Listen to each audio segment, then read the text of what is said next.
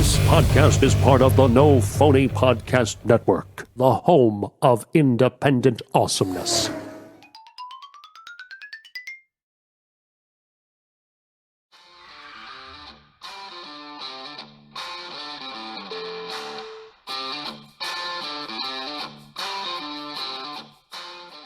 Welcome back to another episode of On the Road with Jim and Casey. Joining me as always, James Morganti.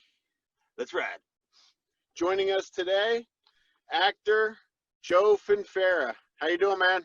I'm doing great. Hanging there, doing good in LA, being quarantined. Yeah, how is the quarantine going for you out there? It's okay. I mean, you can still get around. The other day I went to a restaurant for the first time, and you go, it says that it's kind of weird because you go in and they say, you have to come in with your mask, but when you come in, you stand, then you take it off.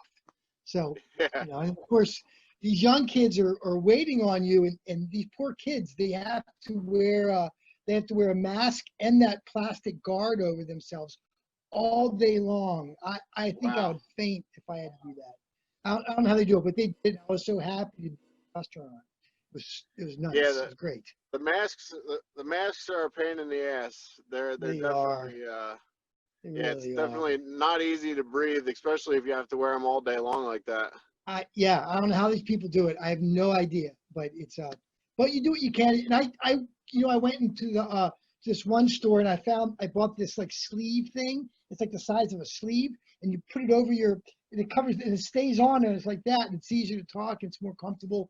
But the one thing I gotta tell everybody on the planet is this: wash your masks, because if you're using it day in and day out, you're gonna make yourself sick because you're getting stuff in there, and if you're not washing it bacteria starts to grow, and hence we have more of a problem, dirty mask syndrome of 220.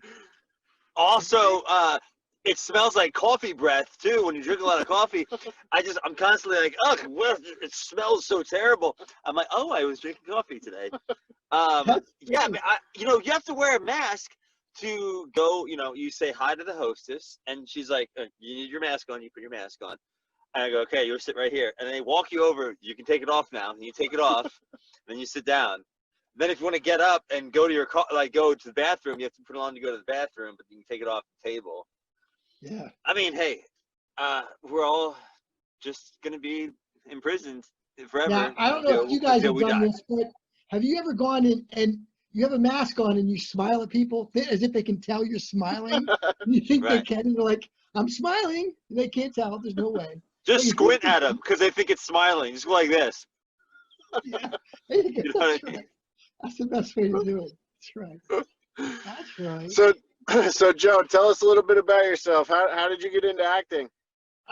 It's a pretty cool story because my grandfather was in the entertainment industry. He was a singer back in the day, and as a kid, I grew up with music. Not music, but I grew up with music. My grandfather played 6 instruments. He played the piano. He played guitar, the banjo, the violin, the bass, and every weekend he would come to the house and we'd sing along and stuff. And back in the day, before my mother was born, he was invited to go with Bob Hope on the CSO tour that Bob Hope would do back in the day. And he didn't go because my grandmother was pregnant with my mother. And my grandfather always had this look of regret on his face, and it's kind of propelled me my entire life. He's like, oh man, and shucks, God, I wish I would have. And I must say, I've made a lot of upheavals in my life because of that look that my grandfather had on his face. And we talked a lot about it, but he'd done stuff on Three Stooges, and he would talk about Tex Ritter. He would when Tex Ritter would come to town, John Ritter's father, my grandfather would play with him in his band. So they would bring in people from the local area to play, and so my grandfather would play with Tex Ritter. So that was pretty cool. So I did a lot of stuff. So after college, I kind of got into the entertainment industry, and I did my first commercial was a Powerball commercial. I did that in DC, and I got hooked. you get hooked because you're outside and there's all these people surrounding you, and I think we did probably 50 takes, but I was so excited. If I had to do 50 takes now, I can't tell you what I would do because I don't want to get in trouble. But back then I did 50 takes and I was so happy, and I just had so much energy. I was like, this is it. That's when it hit me. I was injected with this crazy injection that you can get, and I'm sure you guys have it. The fact that you do this, we all have it. You can just tell. I can see on your faces, your aura. You have the injection, and so that's what kind of propelled everything. And so I finished college, and I did a little bit of everything, like most people do. I did modeling type stuff. I did a lot of fitness stuff. I competed. I won the Mr. Maryland back in like '92. So I was into fitness stuff, and then I did commercials. And then after college, I decided to move to New York City. And as soon as I graduated, I hopped in, took a train, and went right to New York City. And this is just the coolest thing. I don't know if you guys, this ever happened to you, but when I was younger, when my room was messy, my mother would say, "Your room looks like Grand Central Station." And did your mother ever say that to you? No. No. Okay. Well, my mother said that to me. And so when I first moved to New York, I left in the middle of the night on an Amtrak train. I got into Penn Station and Grand Central Station. And I was too afraid to take the subway in the middle of the night because I heard these horror stories. So I literally slept in Grand Central Station there with other people that would stay there. And I was like, my room never looked like Grand. This is not what my room looked like. This is not, my room never looked like Grand Central Station. Anyway, meaning it was a mess. But so I lived in New York City probably for 9 years, and I did a lot of theater. There's little small box theaters you do in New York. It was very quaint. I really enjoyed it. I think you gain a lot from doing theater. And I did some soaps. My first first lines were on Guiding Light. And I don't know if you guys are religious, but I literally used to pray, God, please give me lines on the show. And here's a cool story. This is another cool story. I would go to church, possible. So I went to St. Patrick's Cathedral, and I used to pray at St. Patrick's. Now, here's what even cooler. So 2 pews behind me, I would a couple times I went in there, 2 pews behind me was Chris Farley. And Chris Farley was in there praying. And obviously we kind of know probably why, but I guess it was kind of an actor hangout with St. Patrick's Cathedral. And I used to see Chris Farley there was a gym called Prescriptive Fitness Center. It was on Broadway up there, and a lot of the guys from Saturday Night Live would go in there, and I would see Chris there. I never really talked to him, but it was neat that a lot of us would go in there and pray. And lo and behold, my prayers were answered because I ended up getting my first lines on Guiding Light, and I couldn't have been more grateful. So prayer works, Prayer is the most powerful thing you have. Yeah, it is. You know what I mean? Like, you could just it's better than like giving anything. It's literal. It's what everything's made of, is essence of energy. Whatever your belief is. And I mean, why do you think they always say pray and meditate? So I know your exact thing you're talking about. When you go on tour, there's just something about being on the road that it's just like, I've been on tours playing music, and there's just something free. Like, once you taste it, it's just like anything is possible. It's the most wonderful feeling in the world. And then like you just feel like I got to get back on the road, because I haven't toured for like about I'll go on like hiatuses of like a year or two, and then I'll be able to find something again. And I know that feeling that you get, that travel bug, and or not even travel bug, it's like a tour bug. Yeah. And it's just, it's right. It's like an addiction. It's an addiction. You got to keep. It is. You got to keep on getting it. So, and I did that in New York for probably 9 years, and I did okay. And I remember I wanted to go to California, and my grandfather used to say, don't go to California until somebody calls you, because that's where he was. And he was only out here for probably 6 months. And he said, don't go to California until somebody calls you. It's too lonely. So I was petrified of California. And even though I'm in New York City, I should have been petrified of New York City. It's much scarier now that I think about it. So I literally waited 9 years for a phone call. And I waited and waited, and I thought, I don't know if I'm ever going to get this call. And I tried to do things. I would do mailers and things, try to audition for stuff out in California. And finally, 9 years passed, and a friend of mine called and said, hey, Joe, it's a good time. I think it's a good time for you to come to California. I'm working on a show, and my fiance's working on a show. You should come out. And I thought, there it is. The sea parted, and it was just clear as day. And I had lived there for 9 years in the same apartment. As soon as I got that call, I was gone within 5 days. And I packed all my bags right there, and I headed to California. And then I ended up, I was lucky enough, they hooked me up, and I made some relationships, and I ended up getting guest starring roles on a sitcom called Jessie. And so that was really, it was such a highlight. Every day I used to pinch myself. It was so cool. It was a great experience. And I married the kind of the theater work I did with the soap work, with everything else. When you work on a sitcom, there's 4 cameras and there's a live audience. Right. So I was able to actually use all that, and it was a great experience. And then what were you doing in those years in New York? I did tons of theater. I did tons. For what were you working too? Surviving. You were working. Yeah, I did both. I did both. I worked on Wall Street. I worked on Wall Street for an investment banking company, and I did insurance stuff. And I would insure like high-end stuff. Like one of my clients was the Vanderbilts, and I would insure like high-end stuff like paintings and things like that. So I worked on the industry and worked on Wall Street. So I always had kind of 2 things going on, and I was very fortunate that way. And then there was a point in time where I stopped all that, and I just did theater, and that was probably right before I went to California. I decided to just do theater full time and commercials, and I was fortunate enough where I did a couple commercials where they would keep I would get residuals. They would keep airing and airing over and over again, and I would almost visualize there's a check there, and it would be a check, and it was great. And I did some commercials for.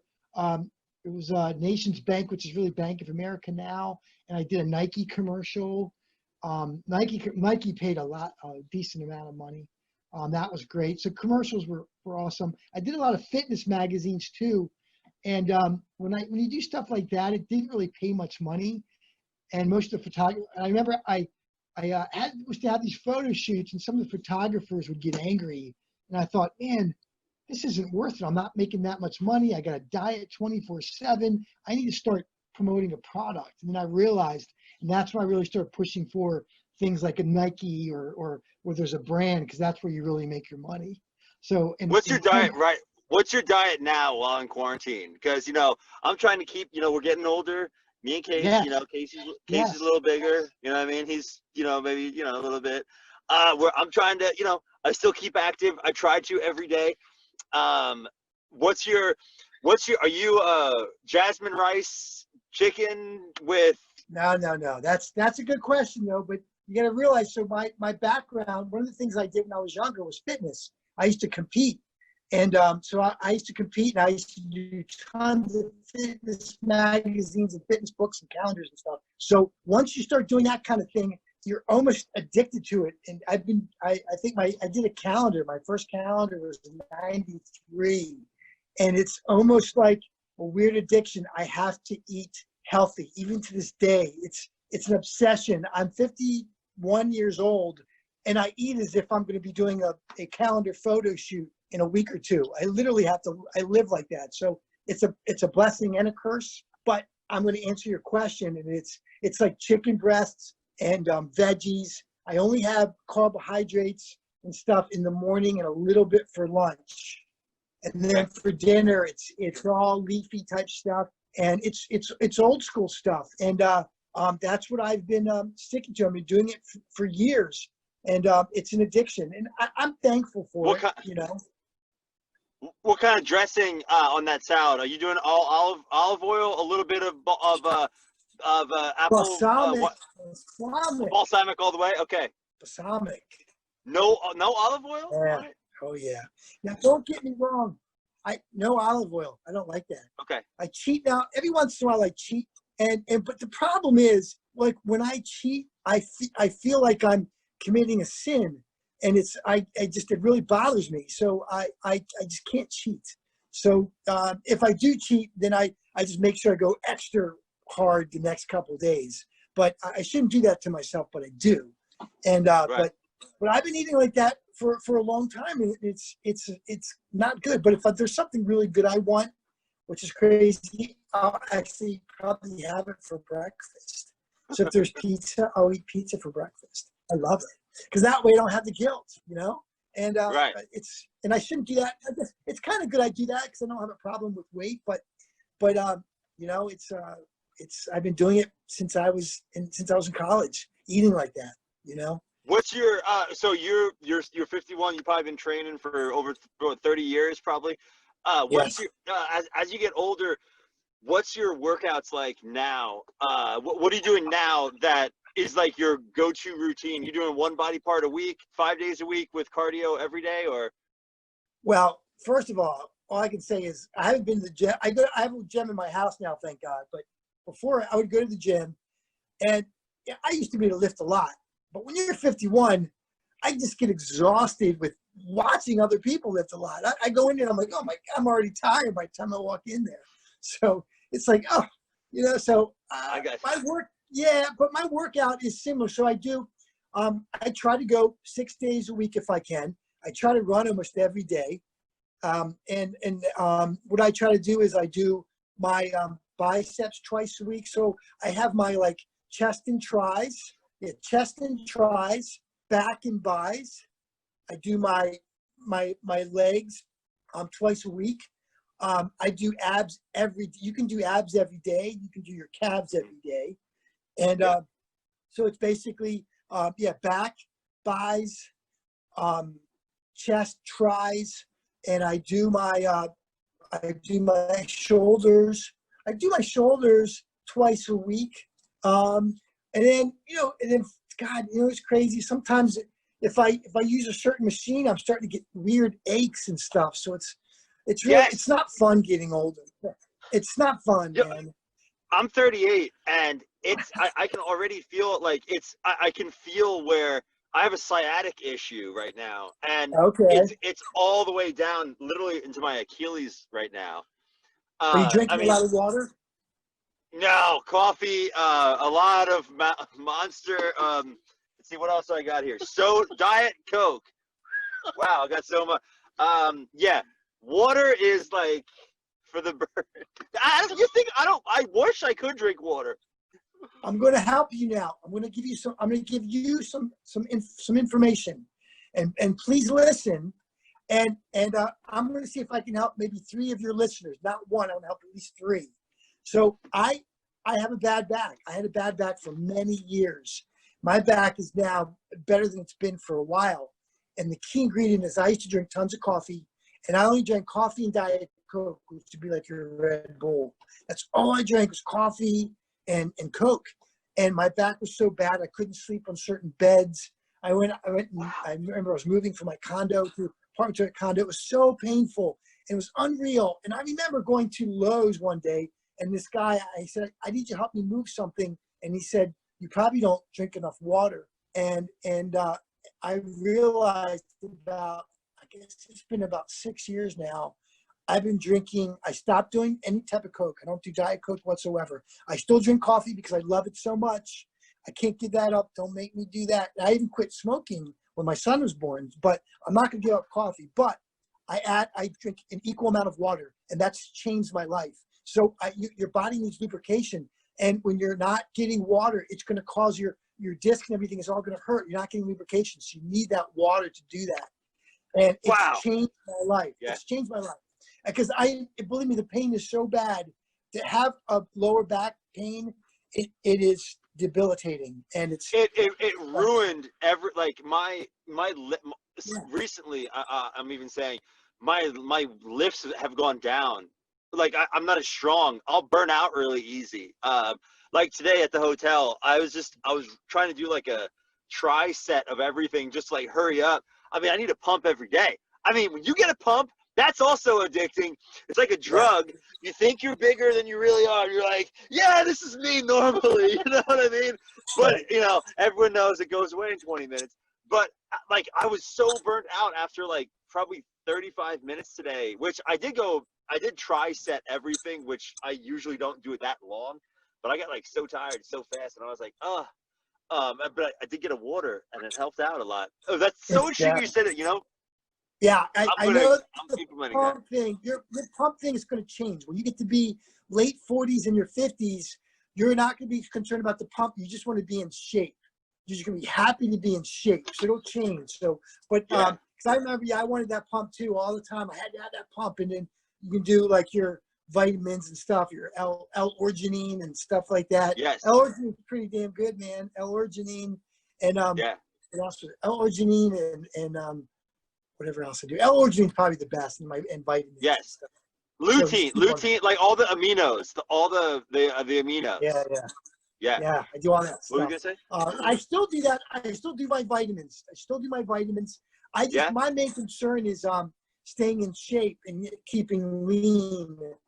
And I'm just happy with that, thank God, because I didn't think I'd ever get rid of not wanting that huge pump. But I can't lift as heavy. Obviously, there's no way I can lift as heavy as I used to. But you know, I still get motivated. Cause sometimes if there's a part I'm doing where it's kind of like a physical scene, I had to do this film I was working on where I play a retired boxer, so it fits in. But I literally had to fight somebody, so I had to get in better shape, so I look like a retired professional fighter. And so I ran harder, and it gave me that energy. You know, it is when you go to the gym, you need something's got to matter. You got to have like a goal in mind. And so when I had a project like that, it always gives me that motivation to keep on doing it. So it's more than looking good. Sometimes but working out is good. Back in the day, my motivation, I got into it. I used to watch Incredible Hulk when I was a kid. Isn't that funny how shows like that can really change every part of your life to like this moment, you know? And that was the coolest show, is Incredible Hulk and Lou Ferrigno and when you meet those guys too. So fitness is good. But my life changed. Yeah, that like so. Before we wrap up here, like real quick, what are you benching? What are you working out with right now? Just want to know, just so I can compare. That's embarrassing, man. Because I used to be like 225 like multiple times. I could do 315 multiple times, but I'm really, it's horrible to say, but I'm going to tell you anyway. I pretty much just do the 135, and I'm just doing 135 in my 245 plates. You know, and I'm good with that. And then I do my flies and stuff.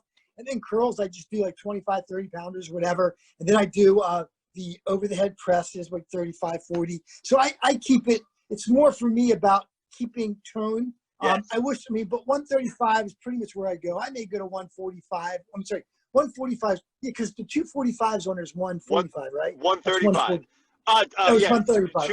Yeah, one on each side is 135, and then two I 225. stick to that. Yeah, I stick to that. I'd like to do like there's, you know, and I see others kids put, you know, I used to be to do multiple reps with 225 and then do just a few more and then stick on 3 and do 315. But you know, not anymore. I can think about it. Thinking about it, I'm tired.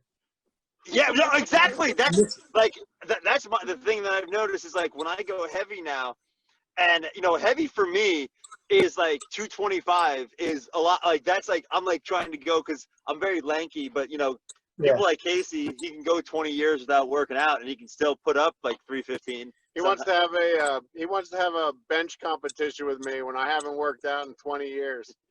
I still think I can take him. See, you can do it. You can do it.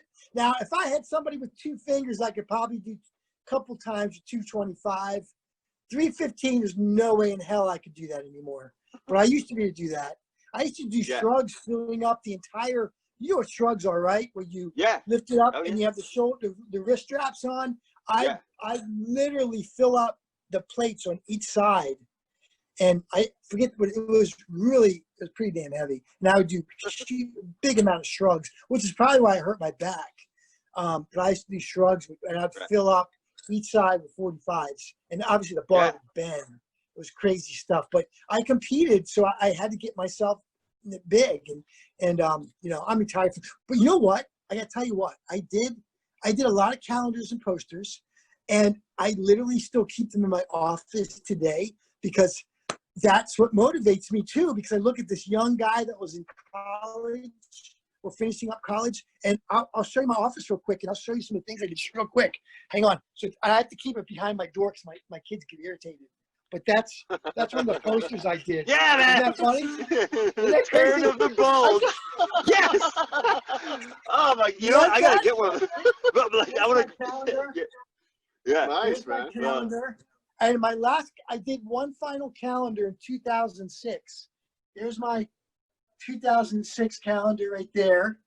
And then there's my trophies from all my competitions. But I leave those in my office to motivate me to keep on going. And it's obviously I'm not going to obtain what I did when I was 20 something years old, but my kids can't stand looking. When sometimes my kids have friends over, they're so embarrassed. Like, Dad, hide your bathing suit pictures. It's so embarrassing. And they make fun of me a lot. So yeah, but you know, as a guy, when you look back and you're like, this is what I was, like, people will look at that and be like, wow. That's like, I think it's different for, I don't know, maybe it's the same for, it's probably the same for girls, but as a guy, like, all your accomplishments of, like, when you were, like, jacked, I mean, I used to be a lot leaner, but, like, I put on muscle now, but, like, I remember being ripped, and I'm, like, and now I'm just more, I just, like, filled everything out now. Right, but, okay, well, so, just before we finish things up here, I want to see if we can leave my audience with something that they can put in their pockets, a word of advice, something motivational, something to get people to get up, you know, go to, you know, do something, attack life with something. What do you got for people that they can take home with them today? Yeah, it's probably the biggest thing yet. I took a long break when I was raising my children, and probably, I think over 15 years, if you look at my IMDb. And so in my 50s, I've been working in marketing, so it's still kind of married what I was doing in the past with all the commercials I did. But I was sitting in my office, and I have a buddy of mine, you know, he was a writer, and we kind of parallel lives, and we used to egg each other on and say, you know, we got to finish what we started. And so I wasn't doing the entertainment industry for so long, 15 years. And I decided to have a paradigm shift and finish what I started. And I went back and I started marketing myself in the entertainment industry. And within it happened. Instead of just sitting back and saying, I'm just not going to do it anymore and just accepting your fate at 51, I said, no, I can still do this. And lo and behold, I got a call. My first big break with a couple lines and stuff was on General Hospital. They hired me right on. So not doing it for 15 years and sitting in an office. My word to everybody out there, if you're a writer or you're a painter or if you're want to open up a business, that it's never over. And you can finish off where you started. If you have unfinished business, it's possible. You just have to believe it. And I still had the belief that it was possible, and people would still want me. And with that, I'm on cloud nine. I end up getting a TV series on Lifetime called Crazy Love, and then I just booked another episode on the show for a show called Betrayed, which was by the producers of House of Cards. And I have a lot of other films coming out as well. So I'm a testament that if you're in your 50s, late 40s, or whatever it is, and you've raised kids and you think you're done, you're not done. You can finish what you started. You just have to believe it's possible, and you're going to fill in that gap.